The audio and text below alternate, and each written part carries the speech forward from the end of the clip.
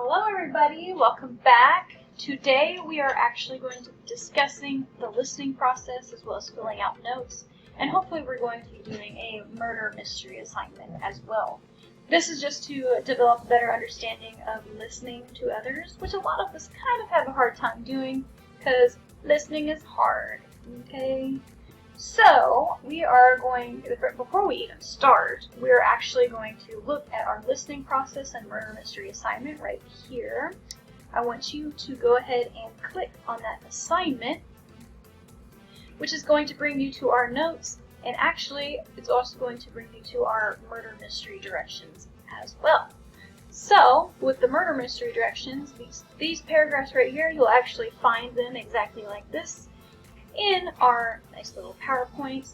These questions is what you will answer after you and your group have completed the murder mystery. Talking about our listening process notes, all you're going to do is view the PowerPoint and fill in your notes as you learn. So, in order for you to edit this page, we have to first make a copy. So we're going to go to File, Make a Copy, and then you are just going to save as the copy of listening process notes, and make sure that you're saving this in your daily assignments, or under daily assignments, within your professional communications folder. Okay? Now, since we're done with that, we're going to go back to our virtual classroom, and I do have our listening process PowerPoint right here. You will just click it, and it should bring up our PowerPoint. So let us talk about the listening process.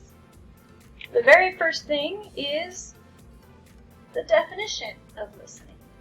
Listening is a physical and psychological process that involves acquiring, assigning meaning, and responding to symbolic messages from others. So basically, when you're listening, you're actually physically and psychologically processing everything as far as acquiring, assigning meaning to the message, and responding in a specific type of way. This is that feedback part of our communication process that we were talking about earlier on. The primary reason to listen is to acquire messages from others. So in order for us to understand messages, or to even actually get a message, we have to be listening for them. So that is the primary reason for listening. Now let's talk about the importance of listening. Many important aspects of your life are influenced by your listening skills, or lack thereof, because not a lot of us have very good listening skills. Areas in life directly affected by your effectiveness as a listener might include school. Okay, when you go to school and you're not making very good grades, you're probably not a very great listener. So you need to be working on your listening skills. Another area that's affected by your listening skills is relationships. Obviously, you're not going to be in a very good relationship if you can't listen to one another. Your social groups and friends, this is another area that's affected because, again, you're not going to have very good relationships with those people in those social groups if you can't listen to them. In the workplace, it's very, very affected in the workplace because if you don't have very good listening skills, then you're probably not going to be able to hold a job for very long. And then you have organizations and public dialogue. If you do not have very good listening skills within your organizations and public dialogue, you may be kicked out, or people might not just want to listen to you either, or want to talk to you ever. So let's talk about the listening process. So listening is more than just hearing sounds or understanding language. It's more than that. Listening involves 4 active steps that build upon one another. So you have to actually go through these steps, step by step, in order for it to work, for your listening process to be activated. So the very first step is going to be acquiring, and then attending, understanding, and then responding. Now acquiring, let's talk about that first step. Acquiring is the first step, It is the act of picking up some type of stimulus through the senses, such as hearing. Okay? You're literally hearing the message. You're acquiring the message. The message is coming to you. You are getting it. That is what the first step is acquiring. So you have to get the message first. The next step is going to be attending.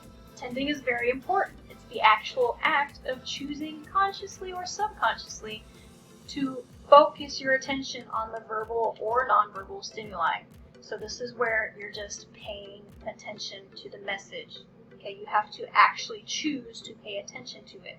Otherwise, the listening process does not work. So attending is the second step.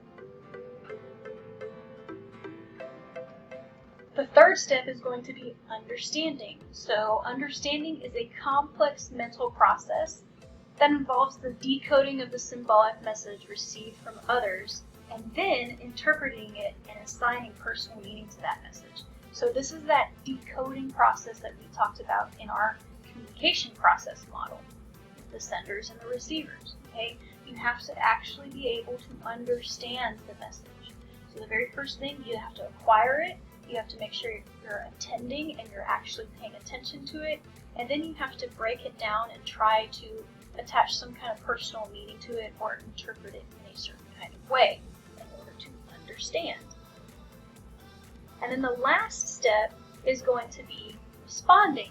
Now responding is important, and a lot of us miss this step entirely, which makes me as a teacher very frustrated at times because I have no idea if you are actually paying attention and listening at all. So responding is important because you have to clarify and convey to the speaker that you're actually listening. So responding can take several forms, okay? You can actually reflect on the speaker's words. So when somebody talks to you, you're going to respond to them and kind of paraphrase, like, what I heard you say was, okay? Or you might ask questions to clarify. So in this case, you would respond by saying, when you said blankety blank, did you actually mean blankety blank? Okay, so you have to actually ask those questions, kind of clarify. Or you can respond by choosing to summarize the speaker's points. So the very and most important part of the listening process is actually responding to the speaker or to the sender who's sending you these messages. If you don't respond in some kind of way, then they don't know if you're listening or not. So every single time I'm doing a lecture, I might ask you multiple times, are you listening? Are you listening? Are you listening? Okay? And the reason is because nobody's responding to me. So you got to make sure that you are finishing your listening process by responding to your speaker. Now the last thing we're going to talk about in these notes is the factors that actually affect the listening process. And we have covered these already within the communication process with the senders and the receivers model. So the very first factor that affects the listening process is obviously noise, which is anything that interferes with that message. If you remember back to our communication process notes with the sender and receiver model, you'll remember that noise can be actual physical noise, like a toaster lifting up or a blender going off in the background. It could be psychological noise, which is you just thinking in your head and not paying attention because you have that little voice in your head that's talking to you. It can be physiological noise, meaning like you have a really bad stomachache or a really bad headache to a point where you can't listen very well. And then you also have that semantic noise where you just don't understand. That can definitely affect the listening process because you actually have to have that third step of understanding in order for it to be completed. Okay, you also have barriers, which is any obstacle that blocks that communication, like language barriers. And then the memory as well is the process of retaining or recalling information. The listening process can be affected if you can't retain or recall any information. So, now that we have discussed the listening process, let's play a murder mystery game. So, today we are going to play a game that will help improve your discussion and your listening skills. So the point of this is to actually really hone in on your listening skills. So each of the pieces of paper in the bag that you are going to be receiving contains one clue that will help you solve a mystery.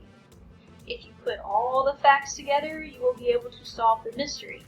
And anytime you think you know the answers and the group agrees on the actual guess, then you may tell me, but I will only tell you whether everything is correct or not. I'm not going to tell you what part of your guess is wrong and what part of your guess is right.